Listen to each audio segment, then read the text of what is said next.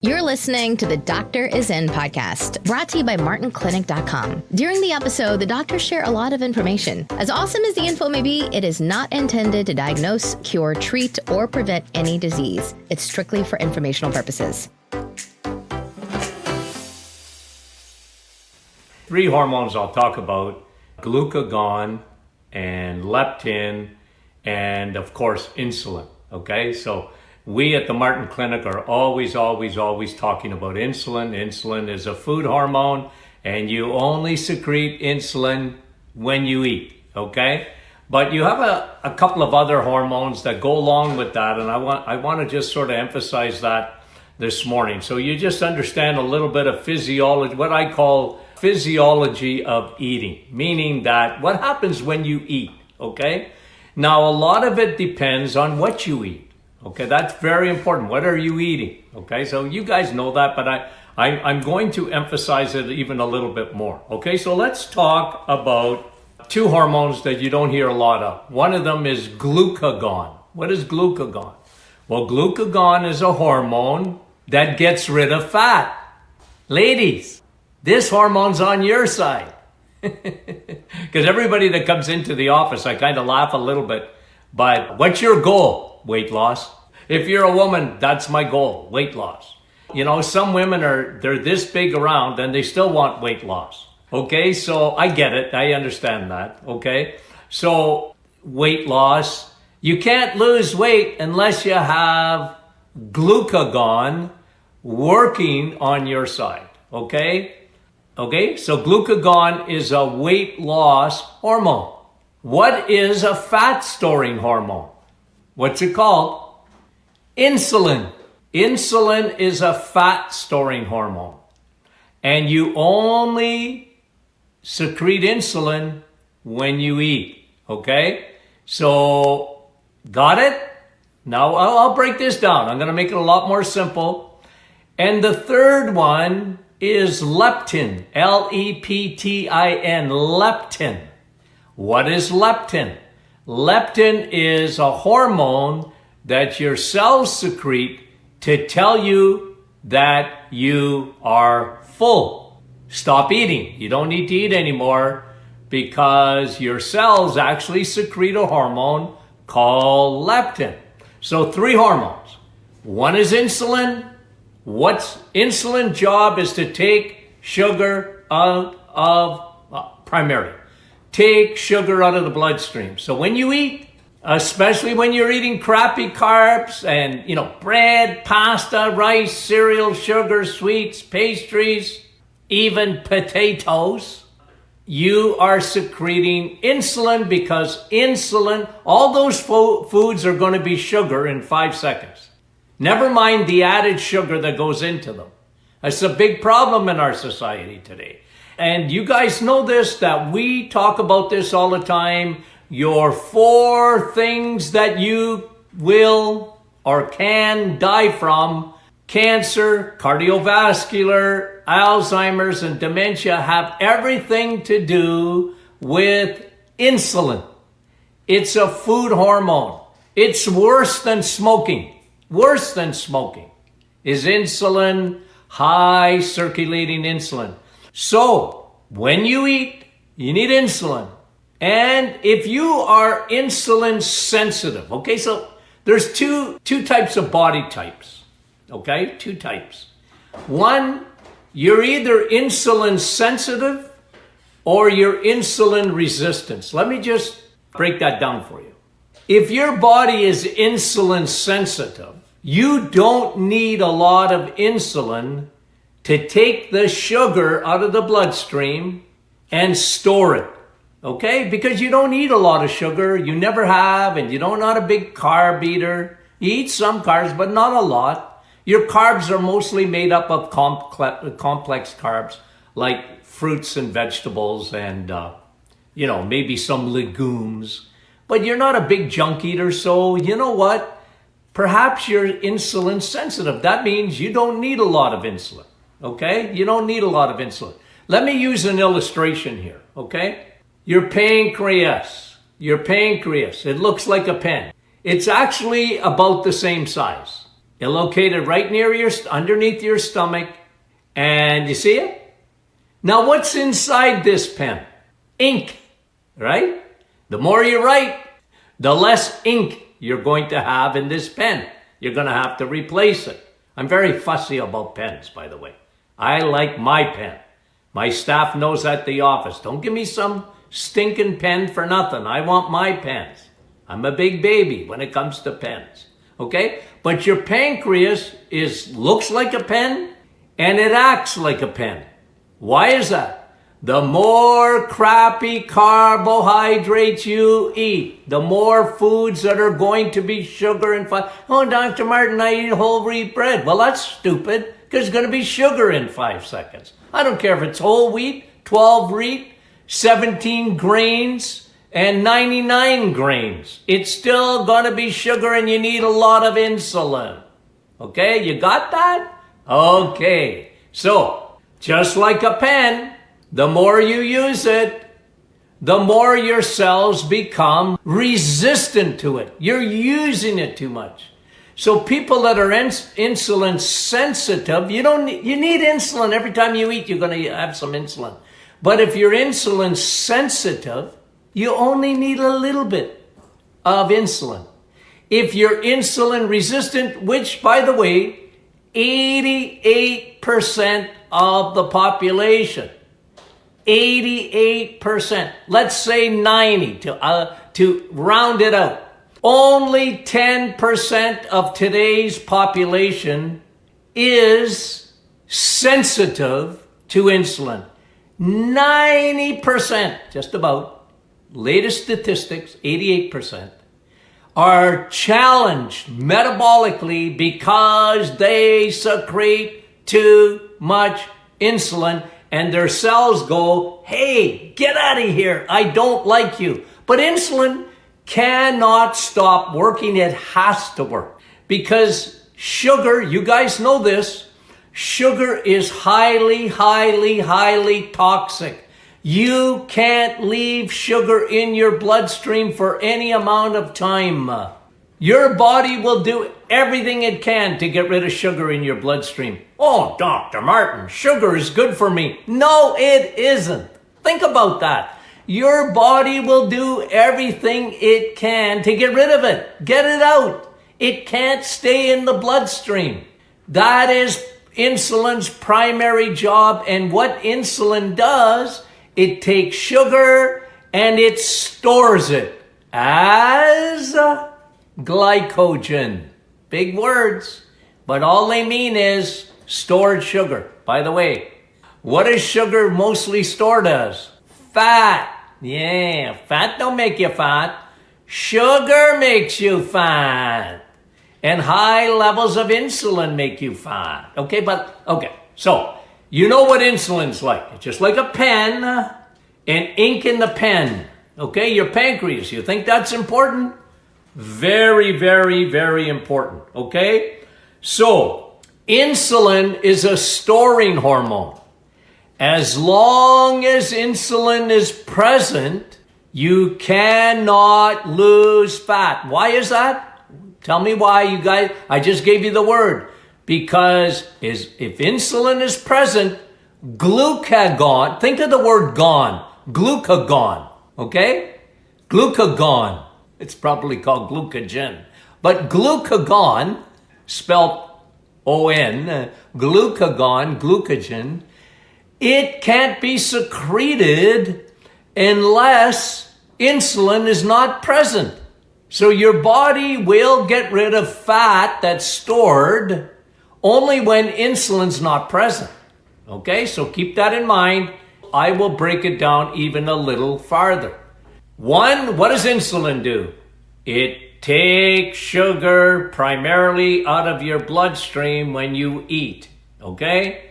It is a storing hormone, so it stores it in your liver. Remember, your liver is a suitcase, okay? It'll store it in muscles, so the more you got muscles, the more you got storage room for sugar stored as fat. You put glycogen in muscles. And what's the third one? fat cells. So that's why we see so much fatty liver, because when the liver is full, your body will make fat cells, okay? And I'm going to talk about that in a minute too, because it's important there's a little differentiation for some people. And I want to explain that to you and make it simple, okay? So, if you have, that's why people that, oh, doc, I got to eat all the time. Well, there's two things happening when you have to eat all the time. One, you're not secreting glucagon. You're not secreting it, glucagon. You're not. Why? Because you're eating all the time. Insulin's always present. So you can't secrete glucagon. Therefore, you're not going to be able to lose weight, because glucagon is the fat burning hormone. It burns fat. It burns it off. But when it's not present, you can't do it. And it's never present in the presence of insulin. So frequent eating, not a good thing. Oh, doc, it'll keep my metabolism going. Nah, it doesn't work that way. And you know what? If you lived in the 1960s and the 1970s, the world was different, but we're not. We eat 200 pounds of sugar a year. Never. All the crappy carbohydrate. Anytime you have a slice of bread, I don't care. It's bread. It's going to be sugar in an instant. When you see instant oatmeal, think of instant sugar when you eat bread and when you eat oatmeal too. People that start their day with oatmeal, oh, don't do that. It's 40 grams of carb. What's that mean, doc? What's that mean on the box that it's 40 grams of, but there's no added sugars, Dr. Martin? I don't care. The 40 grams of carbs are going to be sugar in 5 seconds. Your pancreas is going to have to release a lot of insulin. It can't leave that carbohydrate, which is going to be sugar. It can't leave it in your bloodstream. So you're going to use your pancreas. You're going to squirt of insulin. And insulin will not allow glucagon to be secreted. So you can't burn fat. Okay? So, insulin sensitive is when your body metabolically is doing real well, and because of that, you don't need a lot of insulin. But if you're part of the 90% that has high circulating insulin, whether you eat too frequently or it's what you eat, and it has nothing, by the way, to do with genetics. They go, diabetes is a genetic. It has nothing to do. Your dad was a diabetic. My dad was a diabetic. That doesn't make me a diabetic. It's diabetes is food. It's food. So change your food and you're not diabetic anymore. It's as simple as that. Even type 1. I'm not saying, I know it's autoimmune, but you better eat good, because diabetes is a disease of food. It's insulin. It's a lack of glucagon. It is a lack of usually leptin. So, okay, let me explain leptin now. So, leptin is a hormone that is secreted to tell you, hey, you're full, stop eating. Okay, that's leptin. So it's a voice calling in the wilderness. Stop eating. You don't need to eat. You're full. The problem with leptin is when your insulin is high, the food hormone, when you have high circulating insulin, you have high circulating leptin. And the problem with, just like insulin, your cells eventually say, you know what, I'm sick and tired of seeing you all the time. So you get insulin resistance. Doesn't matter. Your body has to secrete insulin, but it doesn't have to secrete leptin. So what happens? Insulin is high, leptin is high, and your cells stop responding. They don't even listen. You're full, you're full, you're full. Hey, I'm not listening. Your wife ever do that to you? I'm not listening. Well, they stop responding to the feeling full hormone. So you're always hungry. Why? Because you have leptin resistance too. It goes along with insulin resistance. So do you understand why I talk about that all the time? Why I talk about the food hormone all the time? Okay? So now, let me just share something else, okay? What are the signs that you're insulin resistant? Well, we have a lot of them. Look at our videos, look at our listen to our podcast, look at all the information we have on the website. You know that we talk about insulin all the time. There's a lot of things that happen. But when you have insulin resistance, you will have leptin resistance too, and you're not secreting glucagon to get rid of fat. You are going to have trouble losing weight. You're going to be tired all the time. Usually, your body is constantly in a storage mode. It's storing. And you're always hungry. Yep. Even though you might have just eaten an hour ago, you're hungry again. It plays with your leptin. Okay, so you got that. So what is leptin? Leptin tells your cells, tells you, stop eating. You don't need it. I'm full. If you become leptin resistant, how does that happen? When you become insulin resistant, or you have what we call high circulating insulin. I drink Pepsi. You're going to have high circulating insulin. Okay. What else gives you high circulating insulin? Okay. So we talked about carbs. We talked about especially crappy carbs. We talk about sugar. Read your labels. Look at the sugar that's added. And another way you get them is vegetable oils, okay? Because when you look at crackers and you look at a lot of breads and you look at noodles and you look at chips, and when you look at things like bagels and muffins, all those things have a lot of vegetable oils in them. Well, crappy vegetable oils, and most of it is canola oil and other seed oils, they sound healthy, but they're the last thing from healthy, because one of the things they do, they cause leaky gut, but the other thing it does, it causes your insulin to go way up. And then thirdly, what if you have an allergy to gluten, or, you've heard of another hormone, and I've done a little bit of teaching on this, leptin. Leptin is what you get out of certain vegetables, okay? And again, I don't want to go into too much detail with that, okay? So now, for some people, when your insulin is high, fat cells respond and open up for sugar, okay? For some people. Other people don't have the ability to store. So you see, okay, so if you look at somebody that's big, that's obese, they're storing glycogen. They are overstoring it because the liver is full, they don't have enough muscle, and the body has to store that energy somewhere. So what does it do? It makes fat cells. And for some people, they have an enormous ability to make fat. Okay, not everybody, but most people today. Come with me today. Come with me. I always use this in my office as an expression, but I think you'll understand what I say. Come to the mall with me and watch people today. People are big today. Go back into the 1950s and watch the old movies. Everybody was tiny. They were all smoking. That's why they died.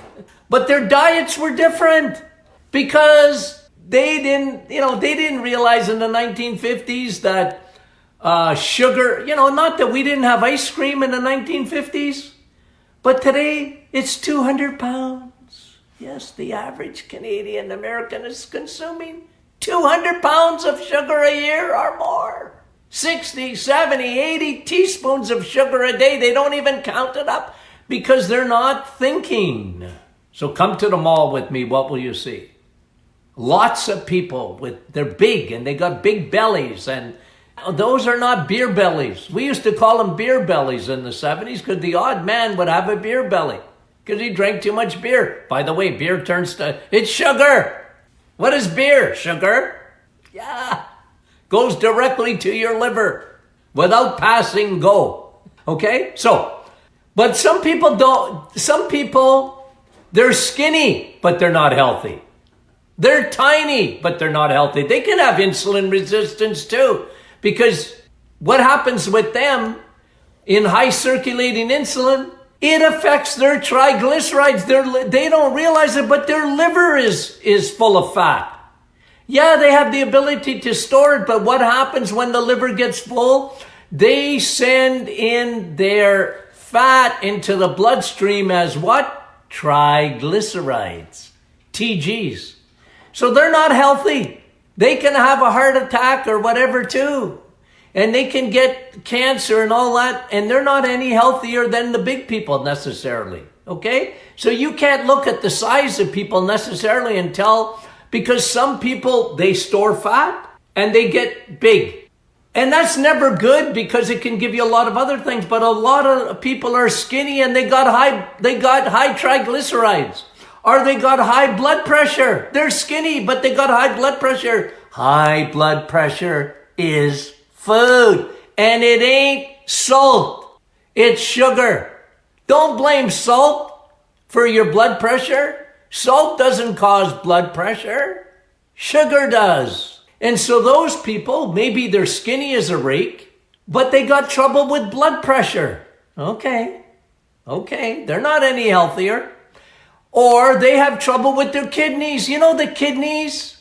There's two things that cause kidney disease, primarily. Okay, two things. One, water. You're dehydrated. Your kidneys are Niagara Falls. And the vast majority of people don't drink enough water. Oh, Dr. Martin, I drink coffee. Well, so do I. But that ain't water. Oh, well, I make it with water. Yeah, I know. Doesn't matter. Doesn't get filtered out the same way. Only water flushes your kidneys. That's one of the causes of kidney disease. But the second cause is sugar. That's why do diabetics have so much trouble with their kidneys? Circulation. The blood vessels to the kidneys. Yes.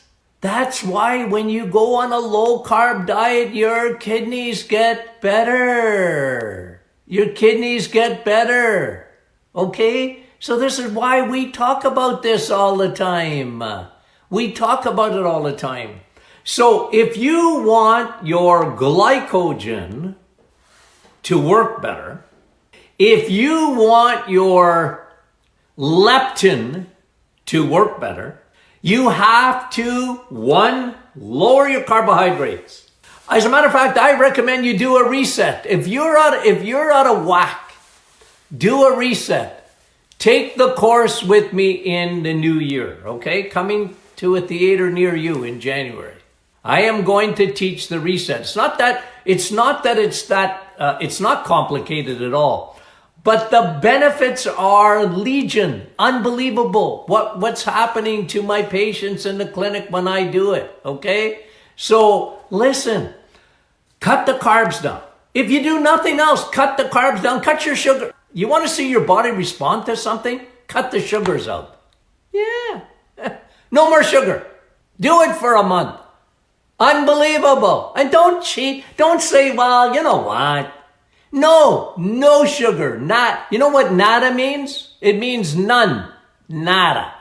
I think it's Russian. Like none. Don't have any. Read your labels. Nothing. It's amazing what will happen. Your body will love you. Will love you. Your body will go hip, hip, hooray. Now at first it might be tough because you're a carboholic. Put your hand up and say, my name is Tony and I'm a carboholic. Okay?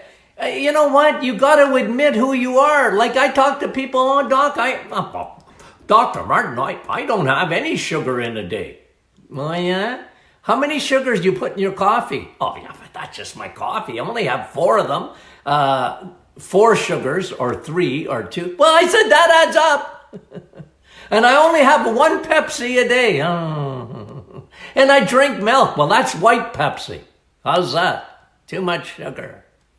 You got to add all that up and you go, yeah, I guess I do eat a lot of sugar. Usually when I get to people in the office, I tell them, nah, you're a carboholic. Put your hand up. Join the cast of millions. So what do you got to do? You got to change your diet. Now, let's talk about eating windows. This is where intermittent fasting comes in. Just understand, okay? I want you to understand something basic physiology when you eat. At 8 o'clock this morning, did you eat? Before that? Did you have something to eat? Okay. Well, you secreted insulin. You used your pancreas. You had to. Why? Because you ate. You used insulin.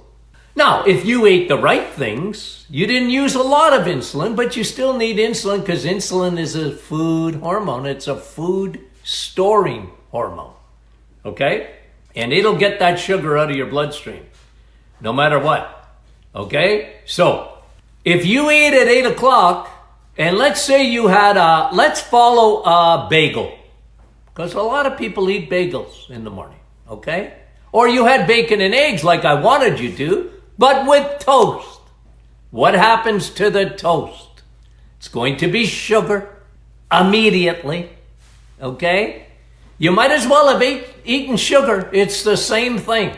Don't fool yourself, okay? I had 2 sugars with my bacon and eggs this morning.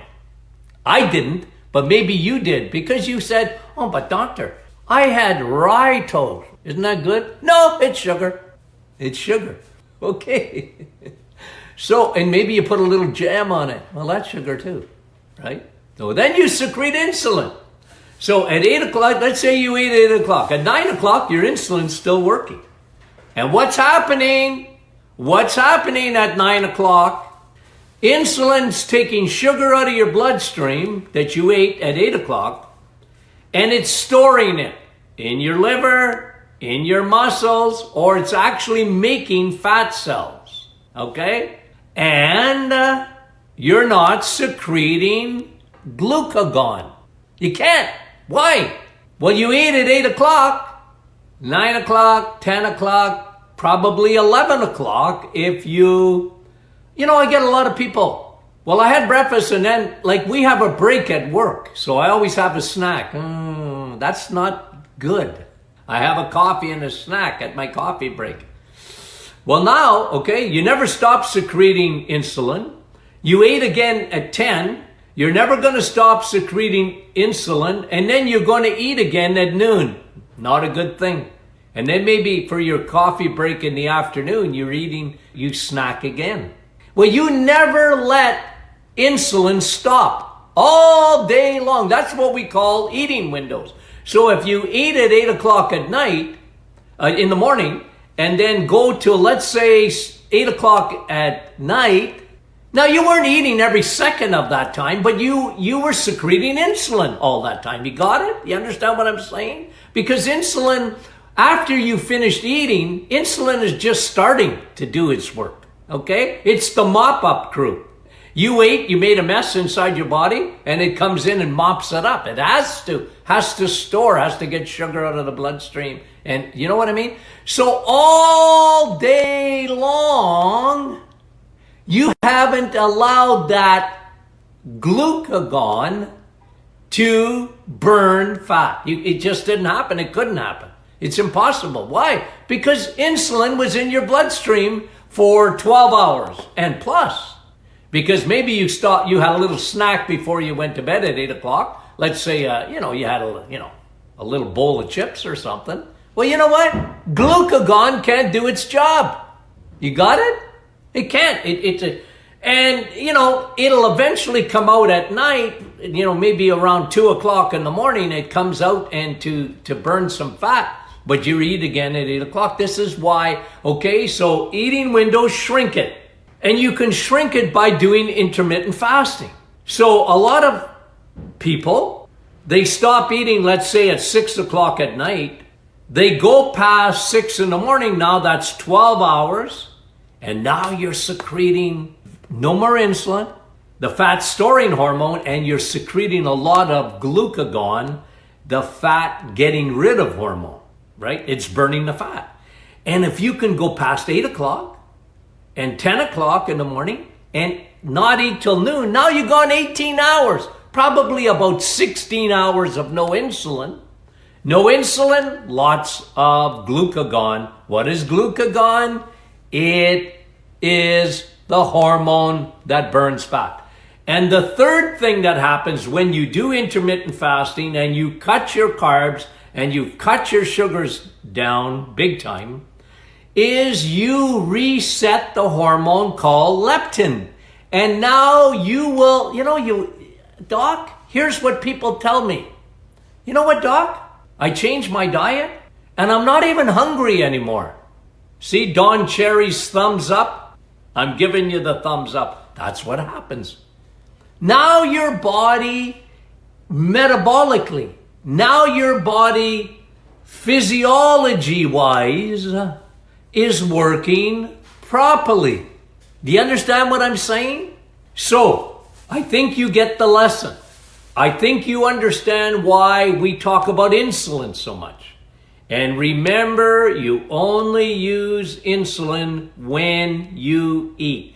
And if you're eating steak, and you're eating bacon, and you're eating eggs, and you're eating cheese, you know how much insulin you need? An insy bitsy teeny weeny. Isn't that polka dot bikini? I remember that song. Well, you're only using a little bit.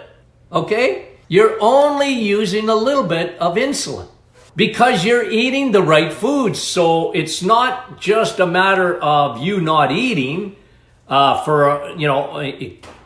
in intermittent fasting, but it's the idea if you eat the right things, your body will reset. It will load up your pancreas again with insulin. You won't be depleting it all the time and having to use a lot of it. So you want your goal, and this is what I show my patients. You come in with insulin resistance. Almost everybody does, by the way. Almost everybody. They don't come to see me because they're feeling good. It's not what does the Bible say? It's not the healthy who need a doctor, but the sick. Jesus said that. Okay? Did you know that? That's in the Bible. It's not the healthy go to a doctor, but the sick. When they come and see me, usually they're not well. They're exhausted. They don't feel good. They got all sorts of... And I say, well, your insulin is high. I'm primarily a food guy. I know how to fix food. That's why I talk about it all the time. My foundation in the clinic is hormones, and insulin's a hormone, and glucagon is a hormone, and leptin is a hormone, and estrogen is a hormone, and progesterone is a hormone. They're all hormones, guys. I'm a hormone doctor. People ask me, what do I do? I fix hormones. And the primarily hormone that I want to fix is your insulin. You got it? Food. Yes. Okay. Guys, love you guys, okay? Share this with your friends. Give them that teaching. And we'll talk to you soon. You've reached the end of another Dr. Is In podcast with your hosts, Dr. Martin Jr. and Sr. Be sure to catch our next episode, and thanks for listening.